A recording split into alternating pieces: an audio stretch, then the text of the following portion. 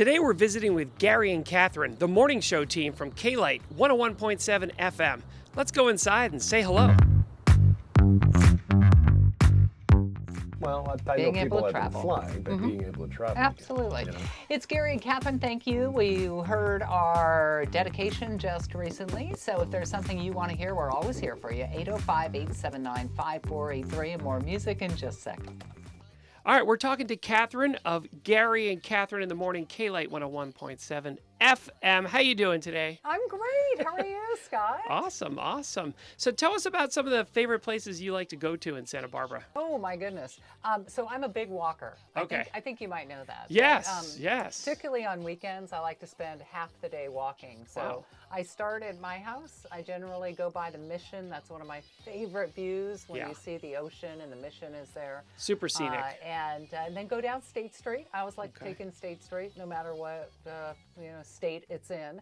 And then along the water, I usually make a decision then to go left or right. Sometimes if I take a long walk, it'll be all the way past the bird refuge, and sometimes to the Miramar Hotel and back. So Beautiful. That's one of my favorite things to do. And when you have friends and family come to town, where do you suggest they go or visit? Well, maybe you do this too, but I like to kind of be a tourist in my own town sometimes. Yeah. So I haven't done it in a while, but there was a time that every other month or so, I'd go out with some friends and we'd rent those four-wheel bikes. Sure. Things. But I do go kayaking on a regular basis. Okay. I usually go out to the Santa Barbara Sailing Center. I think that's a lot of fun. And then hiking. Oh, sure. The mountains are beautiful. Yeah. My sister just came to town from Geneva, Switzerland. So we did exactly that. We put the top down in the convertible, pile them in the back, and then I play tour guide. And it's so fun in our town. Yeah. You know, the weather's always 75 degrees, so it's always beautiful. And I just took her all around. Her son's going to go to Santa Barbara High School. So for the first time ever in 22 years of living here, I drove by the high school. Oh my! I'm a Don. Are you? Yes. Is that where you went to high school? Graduated there in 1981. Oh, okay. So let's talk about radio for a little bit. So what have you found why do most people listen to you guys? What's the magic between Gary and Catherine? Well, I think people like to hear friendly voices. Yeah. They know Gary and I are friends and treat each other with respect. But beyond that, I think people listen to be connected to their community. Sure. I mean, if we're playing 8 songs an hour, people could get those songs anywhere. They can get their weather or their traffic anywhere, really, in a touch now. But I think they want it all in one place, and they want to feel connected to their community. They want to know what's going on, and they want to know that they've got friendly and reliable and honest voices. Sure. Awesome. I think we offer that. Yeah. When people call in, you usually record the calls, right? Yes. And you use what I call the magic box to record them and then to play it back during the show. Tell us a little bit about the shortcut. Well, it's just a digital editor. It's really simple. It's basically, it looks like it has 2 tracks, but it essentially has 1. And you can record and then play back. We edit very quickly, as you can see. Yeah. There are some times that we go live, but we find using this is just, it takes out a lot of, just the ums and the pauses and some other awkward things, and just makes the show flow better. Yeah. So it's our little secret weapon. Yeah, no, Catherine is a master of this, and she recorded my dad and I talking when I first started with the radio station, and it's amazing how fast she is. She's able to kind of record it, clean it all up, put it on the air. It makes the show really flow well. What do you exercise? What do you do? What's your routine? I'm actually training for a marathon right now. No way! Wow. Oh. Now, for what? For what purpose? For my 27th birthday. You're going to do 26.2 miles for your 27th birthday. Wow. That's amazing. Have you ever done a marathon before? No, I've done 2 half marathons, but never a full marathon. Hold on for 1 second, okay? I love that. Hold on. All right, now we're talking with Gary from Gary and Catherine, K-LITE 101.7 Morning Team. How's it going, Gary? Good, Scott. Thanks for dropping by. You just happen to be in the neighborhood, right? Yeah, right down the street. Good. So, good to see you. Good to see you, too. How many years have you lived in Santa Barbara? You know, it's hard to believe I've lived here for 40 years. This past summer was 40 years. And there was a small group of people that came out from a real small town in Connecticut. And I don't know how they ended up in Santa Barbara, but they did. And what's some of the favorite places that you like to go to in Santa Barbara? You know, like Kath, as far as, I like to, I used to run every day, but I like to get out there and walk every day. And I actually live in Goleta, and I'm lucky enough to live right by the Goleta bike path, which goes to Goleta Beach. And it's absolutely beautiful out there. Yeah. So when guests come to town, where do you tell them to go? Do you drive them around? What's some of the favorite tourist attractions you like to take guests to? You know, every time that I had visitors from Connecticut, the two of the first places I would always go was drive through Hope Ranch, where all those beautiful palm trees are, and then just up on Shoreline Park, which is just on the Mesa. And still, after all these years, I take it for granted. It's absolutely beautiful. Yeah. We're so lucky to live here. So switching gears to Radioland, I'm sure you've interviewed lots and lots of celebrities, stars throughout the years. Any memorable interviews that you want to share with us about people, maybe celebrities that live in Santa Barbara that you're able to talk to? You know, I was just thinking about that the other day. When I was a kid, never in a million years would I ever think that we would have a chance to talk to the people that we've spoken with. I mean, there's people like Kenny Loggins, Michael McDonald, Peter Noon, and so many other people. It's been one of the most fun things that, and for the most part, everyone has been very nice. And we had, I think about 4 or 5 years ago, the pleasure of speaking with Carol Burnett. Now, I mean, she's an all-time amazing legend. Oh yeah. She could not have been any nicer. It was, I'll never forget it. I got to meet Carol Burnett, I guess about 2 years ago in Montecito at the Burnham Wood Golf Course. And I was doing an event there, and I begged her to do the little ear thing. Yeah. Which every night when I was a kid, you know, she'd do the little ear thing to send out a little message. And it was just, she's gracious, she's amazing, down-to-earth grandma. Exactly. Now, do you know the story behind that ear thing? No, what is it? Yeah. Catherine. It's to her... Her grandmother raised her, and so that was her hello. Oh, okay. So grandma was watching the show, and she'd send a little shout out to grandma. Exactly. Oh, very cool. Very cool. Yeah. So during your radio show, you are a master of the board. Wow. Tell us a little bit about like what goes on here during the production of a show. You know, if you listen on the air, you probably don't realize there actually is quite a few things that's going on. Yeah, know, behind the scenes, and I try to use. The machine that Catherine showed you earlier, I've got a couple of the same kind of digital machines over here. They're a little dated, but I've got a lot of sound. I like to throw in like sound effects and background music, and that's the fun part, which behind the scenes people don't see. No, I mean that's why we wanted to bring the cameras in to show people the amazing board, the different computers you guys use. It's amazing how the whole thing has changed. Like 30 years ago, I mean, we would actually physically be playing 45s, and all the commercials would be on cards. You'd come in at the beginning of each shift, and you would get your hour. You'd stack your songs right over there, and then stack your commercials and manually play each one. As you can see now, everything's on the computer. So it's come a long way. So it's fully digitized. Yeah, exactly. And so you're basically bringing the levels up, the levels down, playing people on, playing people off. Yeah. How would you describe your morning show compared to all the morning shows out there? What makes Gary and Catherine's show so unique and different? You know, I think, like Kath mentioned earlier, we're friends. Yeah. You know, and when we first started together years ago, I think they were planning on adding some other people, but it didn't take long to realize there was a chemistry there, you know. And I think we just try to be real. Yeah. We're real. And I think we've succeeded for 28 years. That's awesome. For the most part. Thanks for having us in the coming studios out. today. Yeah. And once again, folks, it's nice to have you with us too. Oh, thanks. You're a great addition. I appreciate that. I'm on every day here from 2 to 6, K-LITE 101.7. Where else have you gone to Santa Barbara that you feel is a really unique or special place that nowhere else in the world can you experience like this particular spot in Santa Barbara? Oh my goodness.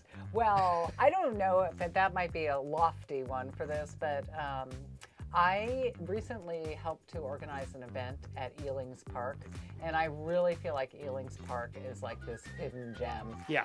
There are so many great hiking trails that people don't know about there. Sure. And they're getting ready to expand now with new bike lanes all along that area. So I would highly recommend people just take some time and go up to Godric Grove and then down, and the beautiful views from Elings Park. But that's one. Well, it's funny you mentioned Elings Park, because folks, we're going to go to Elings Park right now and check out and see what's going on at Elings Park. So let's head on over. All right, we're at Elings Park in Santa Barbara, California. It says goats and sheep, and we even have llamas. And the llamas, they're new here to Elings Park. Beautiful view. Take a look at the mountains, Santa Barbara. Yeah, Santa Barbara, where the mountains meet the Pacific Ocean. And you can see right here that sbgoats.com, right there, sbgoats.com. That's the goats here. They eat all the brush to make sure that there's no fires up here. You see the goats. What do you think so far, Skylar? Pretty cool? Skylar's with me today. Just a beautiful day. And here's the llamas. Let's take a look at the llamas. Now here's the llamas.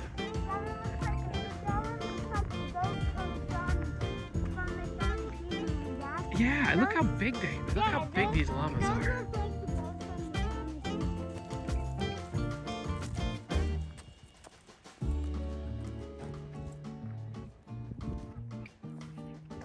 Beautiful llamas, huh, Skylar?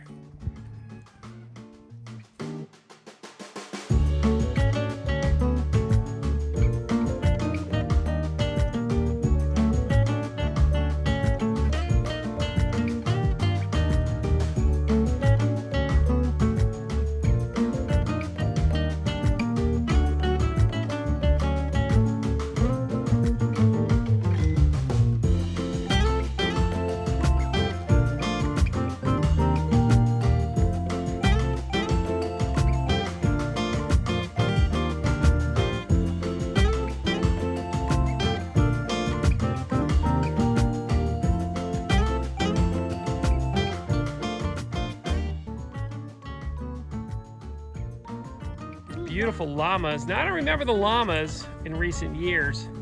It looks like they brought in a few llamas this year just to make sure that all the brush, that's always the scary part, fire season. So this way they bring in the goats, the llamas. Hey, goat! And there's Skylar, he's talking to the goats. Skylar loves these guys. Skylar speaks goat. Skylar, speak goat to me.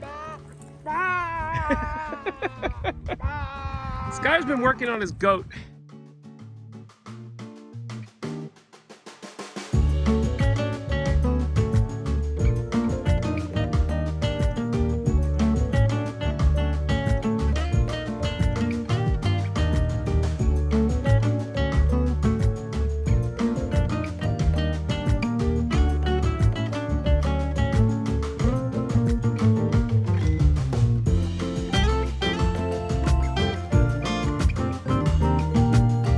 Here we are at the Tom Fruin Camouflage House. This was built in 2019, and take a look at the amazing view here at Elings Park.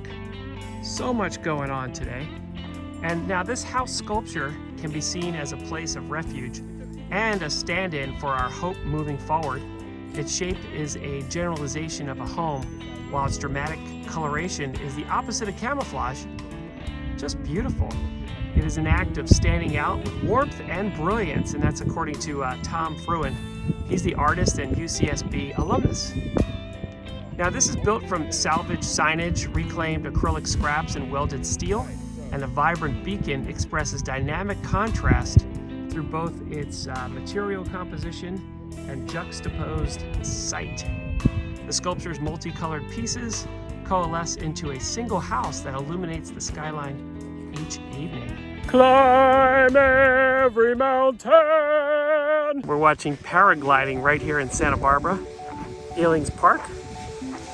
It's just a beautiful day to go up and away and take in that view of the Pacific Ocean. Here they go. Whoa. Check it out. There they go.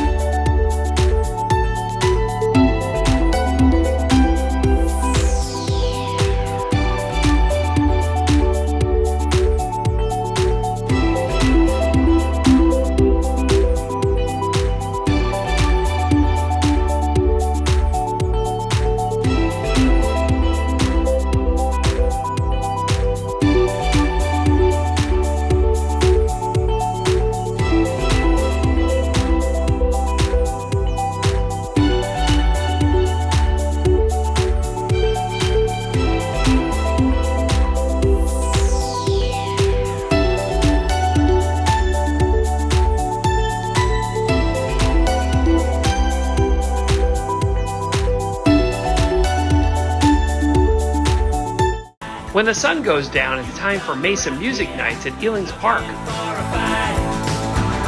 truth is out there, your time on earth is done. You better listen up or you better start to run. Oh yeah, yeah. Oh yeah, yeah. Oh yeah, yeah. Oh yeah.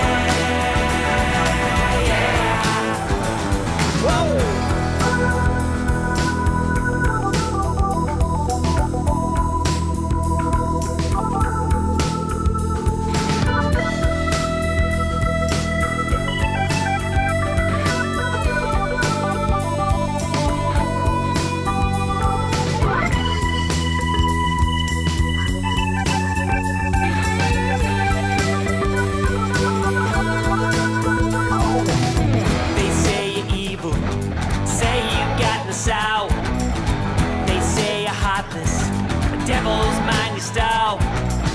The rumor has it they're closing in on you. Please, Mr. Jackson, what are you gonna do? 'Cause I know what you have done. Here we are at Fastrack Bicycles on Canon Perdido Street in Santa Barbara, and right now we're going to talk with Dave Lettieri. He's a one-time Olympian and 8-time national champion. Let's go inside and say hello. Thanks for having us out. How you doing, Scott? Pretty good, pretty good. Visiting Santa Barbara, stoked to be here. All right, it's a great place. Yeah. So you've been riding your entire life. Been riding since 1977, for almost 45 years now. Wow. How did you come up with the idea of even having a bike shop in the first place? When we were kids, we always used to do a little basement business, and I was traveling with bike races over the years, and it was a way to make a little money selling things out of the van. Okay. And then I managed a professional cycling team for 5 years in the 90s. What team was that? That was Chevrolet. So tell us about all the great places to ride in Santa Barbara. Santa Barbara has really unlimited 1 to 3 hour rides. You can make up loops. You can start with starting really in town or down by we call it the Dolphin Fountain at Stearns Wharf. A lot of times we have group rides meet there, and we can go really any direction. You can go out towards Hope Ranch, do loops around there, come back through Foothill and over to Mountain Drive, go through Montecito on Mountain Drive all the way down to Carpinteria and come back along the coast. There's flat rides all the way to Ventura and back, or rides, I guess it's north or really west to Goleta. Okay. And really the most fun ride is going up Gibraltar Mountain, which it is almost 9 miles of climbing from town. And there's very few places in the world where you can have that big of a mountain really in your town. And the views on the top there on Camino Cielo are epic. World-class views on both sides. of the mountain when you get up there on Camino Cielo. It's phenomenal. All right, let's talk a little bit about your accolades and some of the memorabilia you have here on the wall. So I see you have the U.S. Junior World Team photo from 1981. Right, we have some photos when we were racing, I guess it's almost 40 years ago now. It's just crazy to think about. These are some national championship jerseys. I won. The Stars and Stripes signifies your national champion, and you get that, when you win, you get to wear that in the same event for the year. So when you're racing, the people who are wearing that, are national champions. This is a state champion jersey I won while I was here at the shop. I decided to go try a little track racing that I hadn't done in years, and I won. And then there's a Pan American Games gold medal from 1987 and some other photos from the races. And you also went on tour with Lance Armstrong as a mechanic, correct? In the year 2000, Lance and a lot of the other pro teams would come to Santa Barbara because it's such a great place to train over the years. They'd set up training camps up in Solvang. They'd bring the whole pro team here. So me and Lance became friends, and before the 2000 tour, he asked if I'd like to come to the tour and be his personal mechanic. Wow. And it worked out great. He won. I only dealt with the bikes. Nothing else. And we've stayed friends over the years, and it was a great experience that not too many people get to do, to be on the inside of a Tour de France winning team in person. What's some of the biggest bike fixes you had to do when you're out on a tour like that? Well, it's tons of maintenance. Okay. Each night you be sure the bike is perfectly clean. Then you go through all the bolts, all the parts to be sure they're absolutely perfect. He had new tires every day. Wow. New tires. Wow. Okay. And fortunately, throughout the 21-day event, no mechanicals, no problems, no issues. That's amazing. Good for me. Yeah. So as you know, I've ridden with you many times here in Santa Barbara. You always get a blowout. Everybody gets a blowout, gets a flat. Right. It totally slows you down. You're like, now I'm off the back, right? So would you be able to kind of show us what that entails? Absolutely, because there's no reason. So many people come in the shop with a flat tire. It ruined their ride. They had to get picked up. They had an Uber. And there's no reason for that. Sure. Because they usually have the equipment. We'll show you how to do it, and it takes 3 to 5 minutes to change a flat tire if it all goes well. Awesome. All right, so why don't we head over and check out how to change a tire. Let's go. First thing, you realize the tire's flat. You have your tire lever. You wedge the tire lever under the bead of the tire, and you roll it all the way around. Got it.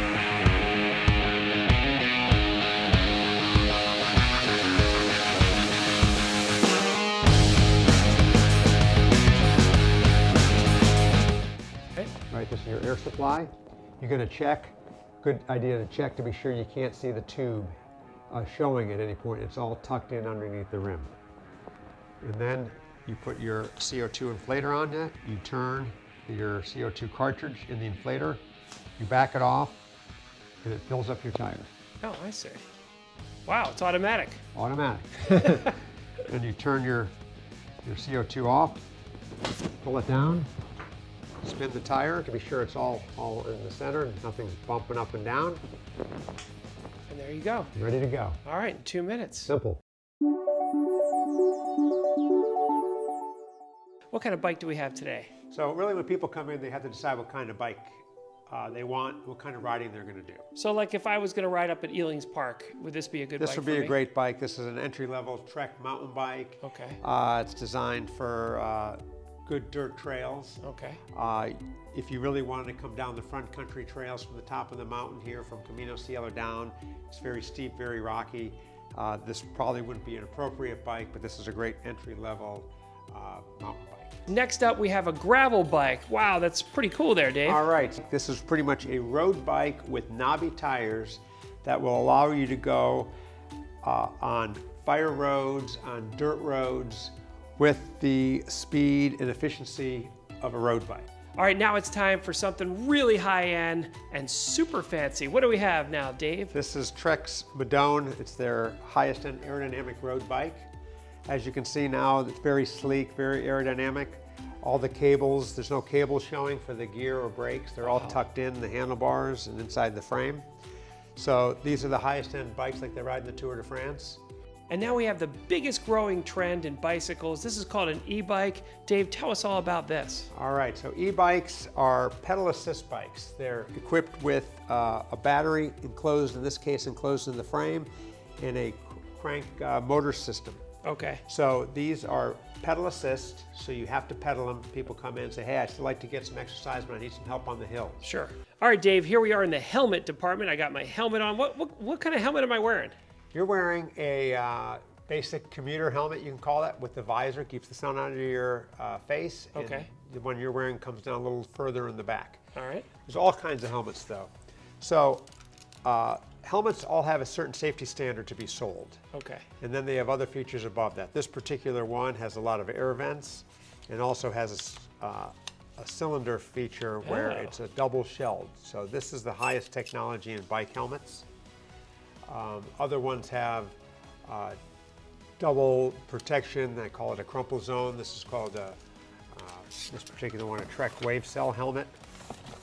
It provides another layer of protection that crumbles in all directions. Oh, I see. So if you fall off the bike, you hit the dirt, all of a sudden that will crumple in and protect your skull. And protects your skull, right? The idea is that the helmet is supposed to break, not your head. Got it. Okay. So, but this is great insurance for your head. Helmets are very accepted over the last many years. When I started cycling, nobody wore helmets. In the racing, they didn't wear helmets. Okay. Now they've made them so much better. They're very safe, and it can save you from a concussion. And there you have it, folks. Fastrack Bicycles, Santa Barbara, California. Make sure you come on over and see Dave. And you're watching Visiting Santa Barbara with Scott Topper.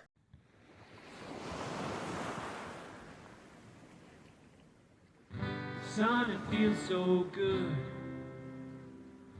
shining down on me. Everybody's smiling. This is the place to be. Beach balls and boogie boards, got my feet in the sand, sipping pina coladas and working on my tan. Let's take a walk on the beach. Take a walk on the beach. Let's take a walk on the beach. Take a walk on the beach. Let's take a walk on the beach. Take a walk on the beach. Just you and me.